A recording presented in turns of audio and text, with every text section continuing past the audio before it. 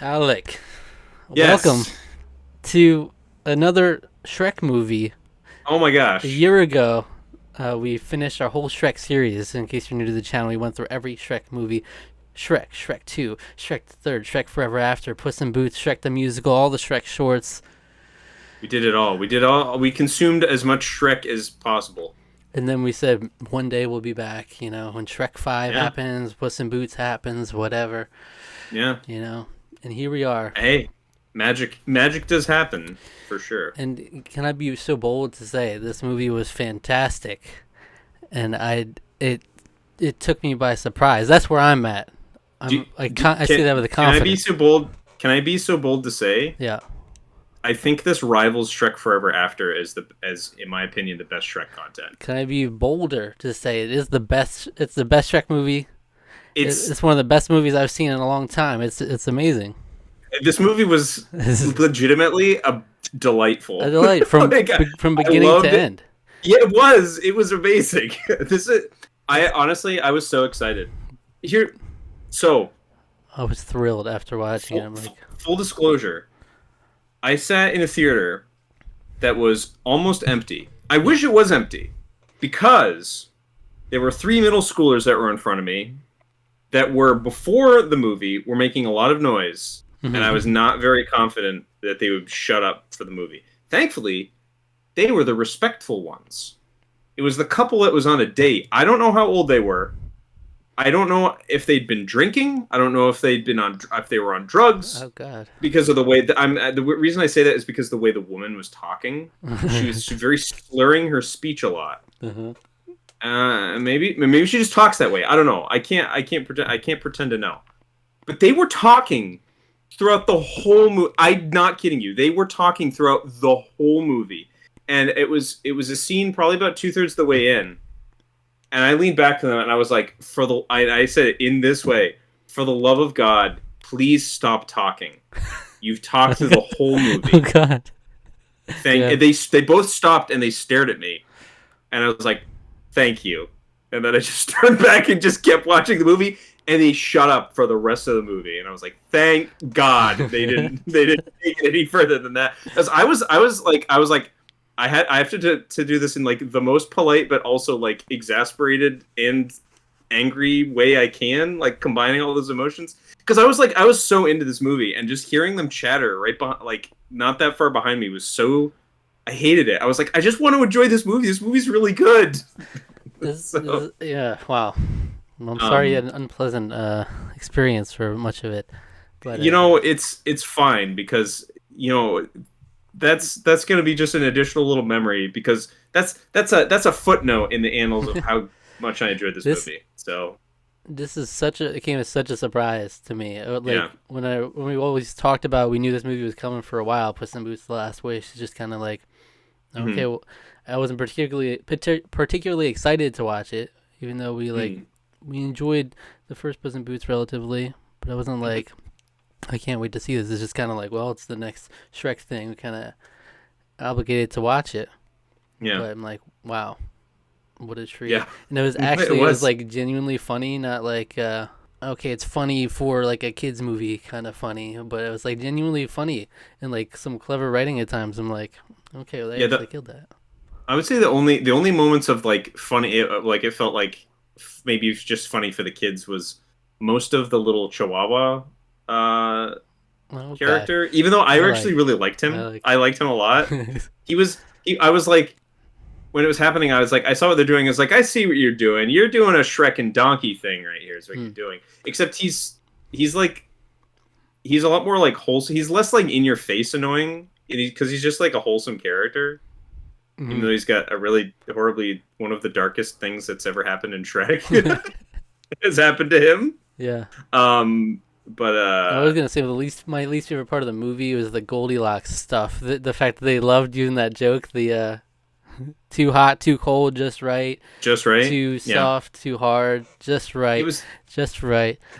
I was like, okay, I, all right, well, they I didn't mind that because it's just calling back that maybe that was a little too much, but it ended up being the payoff, the wholesome payoff at the end was really good. I like that a yeah, I lot. was like pleasantly surprised at how like they had a bunch of different characters coming in together at this towards the end there, and it was like actually Very a lot of emotionally fun. satisfying. And Big Jack Horner, Big Jack I Horner, love, John I Mulaney. love him. I love him. He's like I love me the too. fact that he's just like so evil, and there's like actually a lot of death in this movie for Yeah, no yeah, there out of is. nowhere. Yeah, Big Jack Horner was like a great villain. I think John Mulaney absolutely nailed. I think John Mulaney is really funny. He absolutely nailed him. It nailed the performance. It's just very funny. Very just he's such a dick. Like Yes, he's just such a horrible person. and man, this Um, movie was beautiful, right? It looked so good compared to the other visually, ones. so I did not know this going out. I think I saw like a little bit of a trailer. I don't even think I saw a full trailer. So I knew that there was like an art style change, and I was like, oh, okay, that's kind of nice. What I didn't know is that the art style they were going to lean really hard into that art style to the point where they were clearly using techniques that were inspired by the Spider-Man Into the Spider-Verse, where they were using like a very painterly, almost comic book style for the action scenes, and it made the action scenes pop off Hmm. so hard. It was one of some of the best action I've seen since that movie in an animated film. Amazing, absolutely amazing. Every action scene in this movie was just like I was just like Yeah, in it. It was so cool, so easy to follow everything, but like really fast and really like snappy. And oh man, it was absolute delight. and Every from the yeah. opening scene The to opening some of the scene, middle. it gets you hooked Yeah. from the beginning. The Oh whole yeah. theme, a whole Puss in Boots theme song, Yeah. and I love how there's actually like some depth to the movie too, and like Puss in Boots, Yeah. where it's like in the beginning, you see Puss in Boots, the guy's all into himself, and then you get Kitty softballs. I was like, was Kitty just not in this movie at all at first? So I was thinking, Yeah. and I then didn't. I didn't know she was. Yeah, that was interesting. She come in sort of end of the first act. Kind of mhm. is where she sort of shows up. So And then it's it's a little like bit of a. interesting how they like tied that together, and it's like he had left her at the altar, so to speak, but she was like, I wasn't there either. And Yeah. then, It was like, oh, okay, makes sense. But I like how she did it because in the sense is like it's like oh yeah because she's a trickster too. So she's like no because you were too. I didn't. I knew I would never be enough for you. Your one true love. You mhm. yourself. And he Um. needed to humble himself, like Yeah. essentially. And I like Yeah. the different message with the whole last wish element. It was cool, and with his like the 9 lives, he had gone through 8 of his lives Mhm. down to his last life. I kind of really like. That I mu- like the themes. I like the how they worked it in. I also really like the. So we're going full spoilers. You've been warned. Go see this movie if it's still in theaters around you. I like if you even if you have only a passing interest in Trek, this movie is just a delight. Yeah, Like by it, itself, you don't even need. yeah, Yeah. you don't really need it. I mean, it's got a little bit of nostalgia in it, but like not really. This movie completely stands on its own. And definitely go watch it. The wolf character, Death, as we come to find out, They make him look so badass. legitimately terrifying. Like Yeah. he's actually really scary. Um, and yeah, they make him look awesome in every scene. He's always like whenever he shows up, the whistle, which is a very like Western thing, like Yeah. where death's coming for you, and it's like a whistle in the distance kind of thing. It's I like that sort of like that sort of Western trope they throw in there, and the I that to me is like the where the extra depth of it comes in because it's like oh okay this is 9 lives whatever but like having it be about like having all these ideas of like legacy and like you know how you spend your life and fear of dying and like all this stuff is like shockingly like deep for a kids movie for a Shrek movie of all Hmm. things. You know, it was sort of like Shrek Forever After. Like that's to me is the why that movie is so good is because that explores a lot of the depth of sort of the question of if things have been different. Um, the It's a Wonderful Life scenario. And yeah, I really liked how it played with that theme, especially because it kept it really vague as to who he was until pretty much towards the end of the movie, where it became a lot more explicit. Um, yeah, I was just like, wow, this is really good. It's like weirdly, I would say it's like relatable because it's like I'm in my 30s, but at the same time, it's like you do come to a point where you are considering like how you live your life and like what you choose to spend it doing, like filling that time properly and filling that with the right people and with not just going out and just enjoying yourself. It basically just reveling in yourself, your own pleasure, but like living it in a way that's good or is worthwhile for other people in your life. And it's just like all of that stuff in this little movie. It's just like wow, Yeah.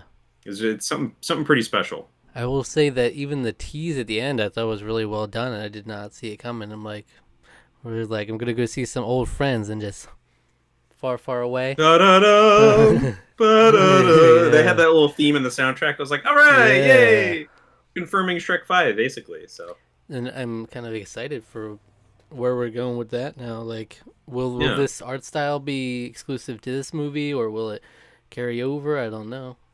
So, from what I understand, I was looking this up. DreamWorks actually used this in one of their movies that came out last year, I think. Or maybe not last year, but 2021 at least. Because we're technically in 2023 now. This movie did come out in 2022. Mm-hmm. Um, I don't remember was it just the bad guys or something like that? The bad guys, yeah. The bad guys. I was reading that they used this sort of like that sort of style Okay. in that previous movie, and they liked the look of it so much that they wanted to use it for this. So I don't know if they're necessarily going to go as hard into it for Shrek. Maybe though. That'd be I think it interesting. would kind of work. Yeah, I mean, we've come a long way from the animation of Shrek, the original Shrek, and Yeah. what we had going on there. Just It like it gives such an identity to this movie, though. It's like really mm, like this is much stronger identity than the original Puss in Boots. Of course, we did yeah, I not get to agree. see Humpty Dumpty in his glory in this animation style. I do. Do you know what would that have looked just as horrifying? I don't know. More. It is oh, probably would have looked more. It is interesting seeing them sort of drift maybe a little bit further away from the kind of photorealistic, I guess, sort of animation style. I guess that was sort of what they leaned into a little bit more on Shrek. Not necessarily like exactly photorealism, but like in the sense that they're trying to depict a realistic depiction of like people. It's not Mm. overly stylized like something like a well, heck, into the Spider Verse, for example. I mean, I think that's just a perfect example of something that's very stylized in terms of its general look, um, and its character designs and everything. Yeah, I don't know. I think if they continue to lean into that look, I think it really works well for like a fairy tale kind of setting. Um, Mm. it's not even like, because the thing that's great about it is that it's not quite comic book. Like it still feels very like illustrations in a book. It does feel like maybe book like or painterly, maybe, I guess is a Hmm. better way to kind of think of it. Yeah. Um, it's very cool. Yeah, I mean, and I think Yeah. the comedy, I think they actually really nailed this, and it's not like some of the criticism we might have had of previous Shrek movies is that it's very pop culture and it's like very Mm, in like it's like aged, like you just know when the movie was made based on these references they're making. Kind of, this movie mm, does not have that. Like the comedy of no. it, the sense of humor is really, I think, it'll be timeless, and it's really like it really had me laughing at times, and like even the belly when he took his belly out, just a Give little it a detail rub. to it, and Puss is like hard pass, hard Yeah. pass. um. But yeah, Big Jack Horner is really Yeah. funny to me in this movie in a lot of these I, moments. I like him as like this collector of magical artifacts. Which, by Yeah, the way, the amount of freaking Disney references, the that's true. Disney pokes, they so pop culture references. I think are to me. I think the one that's like the most obvious is like the ring forging, the Lord of the Rings one from Shrek 2. Um, but like this one is more like it's more like generic jabs at fairy tales, but I would say just somewhat jabs at Disney properties, but they're ones that are like everyone knows. It doesn't feel like they're not making jabs at what was it? What was the Disney movie that came out? Like they're not making jabs at like Encanto or anything like that. Oh yeah. It's like Pinocchio or like Aladdin. Yeah, more Like timeless. had like Yeah, the like magic carpet. legacy The ones. yeah, they I mean a little somewhat newer. That's Renaissance stuff though. Aladdin and there was the Rose from Beauty and the Beast. Um, The more but then and classic, then actually, like fairy tale items. Yeah, yeah. and the sword, the sword in the stone. I thought that was hilarious. And how he uses it, he just hucks it. Yeah. Yeah. Yeah. And the freaking like Jiminy Cricket. That's what I was about to say. Jiminy Cricket was so with him as like Don Knotts esque voice. Oh well, you gotta. Oh my goodness gracious, you they're dying. They're so good. And then Yeah. I forget You're a what the monster. He's like, "Is you just now realizing that?" Yeah. Something like that. Like Yeah. you said something about like you seem to have like no value for human life, and he's like, "Oh, you're realizing that now." Yeah. Yeah. Just fun, really funny. And then yeah, the kitty soft paws of it all. I thought they were just gonna abandon that whole like thing at the beginning, and like this is like a fresh start. But then okay, it's actually tied in. One thing I didn't remember was the fact that they did have that Puss in Boots series, so I don't know if anything actually carried over from that or was referenced in there. I'm not really sure. We because I mean I didn't take any time to really watch it. So I don't know. I'm not sure if they did take anything from that. Maybe, but who's to say? I don't know. I don't know how like episodic that was, or if it was a serialized story they were telling. I don't really know too much about the show, so I couldn't say. But I don't either. But I really liked Perito as a character. I mean, He's just like a yeah. He's so wholesome, and he loves his friends. I love the funny part with the like where you have to like touch the map and it, like unveils your path to get to your wish. So cool. That was like I was like I am in this. I was like I love the idea of like a magic that affects like the whole world and it's all like personal based. So it's like I love that. That was such a cool idea, so creative. And they don't just to me I was thinking it was like oh they're just going to like do that a couple of times or something. But it's like that kept coming back, that idea of them doing that. Yeah. And I really like that. I thought that was such a very imaginative, very cool. Like they made a nice joke out of it with Perito's like he's got the easy path. Yeah. I forget what the phrase was, or it was like quick solutions. It was like a place with quick and easy solutions. And then I liked how they had Goldilocks' thing was tied to that at one point where it's like what you're looking for is right in front of you, something like that, because she was basically looking for her parents back, but it's like you have your family there with these bears. That's what. So I like how that tied in. Then Puss has to come to the realization that he just wants to be a good boy and like he'll enjoy his last life with Kitty Softpaws. Yeah. And I like how they grow to like that little relationship with Perito also. Yeah, that feels very like none of it felt like forced or like out of nowhere. It really does develop naturally over the course of the movie. Yeah, I like that a lot. They did a really good job with it. With that sort of character development and everything. And we got bearded Puss. Yeah, I liked it. I love this. Like, you look like a pirate. What are you trying to be, a pirate? And I was like, yes, I like this look. It's kind of like a Fat Thor kind of idea, you know? Yeah. Like, what happened to you? Like when Goldilocks is looking for for Puss, and just, oh, this can't be him, and they get really insulting. Yeah, they were like, In he's some, this mangy, overweight, overgrown. And he was like, hey. yeah, um, but it was fun. The whole antics with everybody getting involved mm, between Big Jack Horner, Goldilocks, the Bears, Puss in Boots, Kitty Softpaws, and Perito all coming into play. yeah, but it didn't feel overstuffed or like there was too many elements or anything like that. All of it felt like very fleshed out, pretty well developed.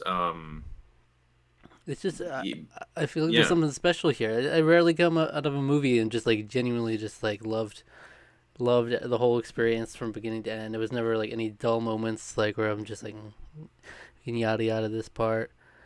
And then usually even some great movies will come out like, well, I didn't like this aspect of it, but overall it was a fun thing. I'm just like I just loved it, smiling, yeah, had me yeah. smiling. I mean, it was delightful. And it had no Yeah, right being this good. There was no reason for it to be this good. You know, it's like the Puss in it's Boots sequel it's spinoff. been reviewed extremely well. I will say because I was looking up some reviews of it after I saw it, and yeah, basically all of them are saying the same thing that we are like that like almost like the series is aged somehow way better. It's like it that 10-year gap or whatever Ten between the years, yeah. releases is like helped it made it even better because the reviews for the first one were still really good, but this one is like even more positive. Everyone's just like, this is like the Shrek franchise maybe needed a break, and now it's coming like in its Yeah. way. It's coming back in full Hopefully, yeah. force. I mean, Hopefully this they movie come was with the really same energy with Shrek. Yeah. yeah But yeah, because like Puss in Boots, the original felt like it was a good movie, but it's not like hmm one I'll remember or like hold fondly for years to come. yeah This one, I think I will. yeah. I think I agree with you. I did enjoy it. I do still really like the first Puss in Boots. I think I agree with you in the sense that like it doesn't it's not overly special in terms of its identity. I think it does do some interesting things with playing with fairy tales and having fun with that still. Mm-hmm. Um, but it doesn't set itself apart as much as this movie does, where this is just like yeah, it's just it has a very strong identity and it just leans into it the whole time. Yeah. Um, The original and was not I love it. remarkable. This one is remarkable. Yeah, yeah, I would say I would agree with that. I would agree with that. So Yeah, anything else I we mean, didn't talk about? the music was really good. Um, just Yeah. in general, like it was a lot of fun. The songs were really great. The one insert song they had was very funny. The one where he was at the cat lady's place. I Yeah. can't remember the song now off the top of my head, but that was very funny. I don't remember either. Um, but that was fun. Yeah, I mean, just a really solid movie. I mean, I Yeah. can't really think of any real complaints that I have about it. Like really, I can't think of too much really that much negative to That's say. I mean, what a treat.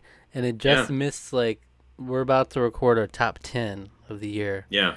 This Just would have missed made it it on there. easily. It would have made it on there. Very Easily would high. have made it on there for me. Yeah, And I mean it did come out last year, but now yeah, we just need to remember it. A lot of times these yeah, early January things you yeah. watch they get snubbed, but I think it'll stand the whole year.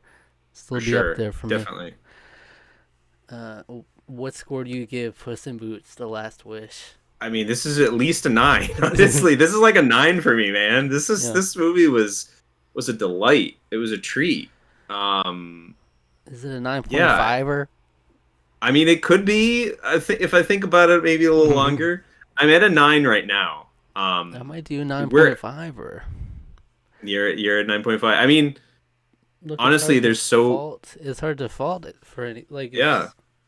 it just feels weird giving it such a high score, but It's this to me like this feels like it. This is to me a Spider Verse moment in terms of like I think about animated movies that I'm gonna remember for a long time and think of like landmark pieces of animation. I don't say that lightly yeah. either. Well, That is something that I'm gonna stand by. I there were legitimate moments multiple moments throughout the course of the movie where the animation was so good. I was so enthralled by the whole thing, just like goosebumps. Mm-hmm. I just kept thinking the whole time, how did they do that? How did they do that? Like when it was falling, that like one of my favorite little things they did was when it was just the map's perspective and the map's flying all over the place. The map's stationary on the camera, but it's flying all over the place. So the world is all going around, and everyone's trying to grab it. And I'm like, oh my gosh, this is just like this. I love this. I love it when they do stuff like that in movies. So, and it just feels like it's elevated. It's like elevated above a lot of what you associate DreamWorks with. Yeah, like this could be like if they start going this direction, that's something big. Because even in their little opening singer thing, like how they're doing like a Marvel style like opening with their like their characters. About that. Yeah, they had the Boss Baby, the Boss bad Baby guys. showed up. Boss Baby showing up in there. Especially, I think Boss Baby comes after How to Train Your Dragon, which like that is a very. I watched through the whole that trilogy with my housemate. I don't remember if it was last year or 2 years ago. That movie is film series is very special to me.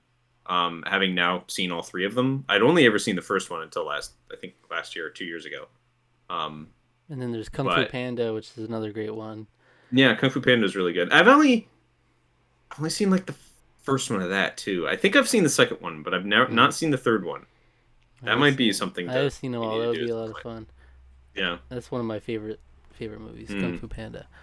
Yeah, but first just overall, like the DreamWorks like standard, you got Boss Baby, and now you have this. It feels like it's on another level here.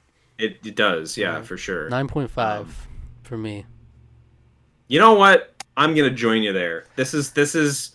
I almost you said almost basically has no business being as good as it is, but honestly, it's pretty spectacular. It's nothing to laugh at. Tarqaron scored 9.5. That's above a lot.